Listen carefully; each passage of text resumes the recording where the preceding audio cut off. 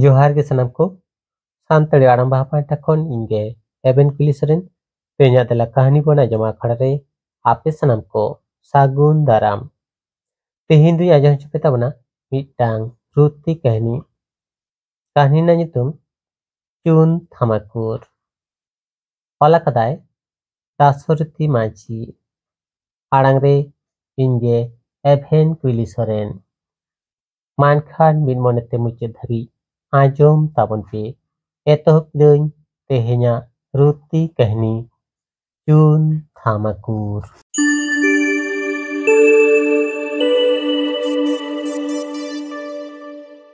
nyel ho adi jorok kamir ho adi chat rore ho sibil arang nongkan bahudo noa murmu bakul rebegor digodi atore to ado banu wa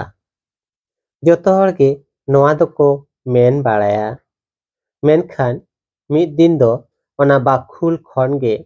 hanhar hoinhar nui bahu Rohit किंधुरवेना आर आज जामाई हो दोमे दाल के दिया बेचारी उनी बाहू नीलमुनी दो चारा ए धुरवेना आतु हर हको हे सेटेना चेत चिकेना आसले उनी बाहू दोमे दोक्ताय जमा चुन थामाकुर आया संगे रेगे ताहेना मेनखान नौका दाल एगे रोहित काते हो उनी दो थामाकुर जम दो बाय बागिलेदा बरंग मिद बछर तायनम आज जामाय साथे जतो गे थामाकुर जम को धुरवे कना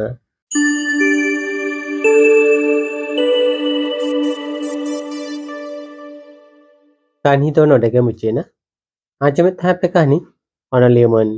दासरती माझी गमकिया ऑल रुती कहनी चुन थामाकुर आड़ांग रे इंगे एबेन कुलिसरेन कहानी कालका पे आइको किदा कमेंट तलाते बड़ा चिन पे आर हैं कहानी जुदी पे कुसी किदा एनखान लाइक शेयर साथे नो आपया दुलर रेना सानताड़ी आड़ांग बाहा यूट्यूब चैनल सब्सक्राइब करते बेल आइकन जोटे दो आलोबन हिड़िमा चेदा से आरहो नोंका के नवा नवा कहानी को आतीन सेटरोआ आपे को मी डोंडेक रस्क चपे लगी देला कहानी बोन आजमा आकड़ा रे मानखान ते हिंदनुन के सनम को गॉड जोहार।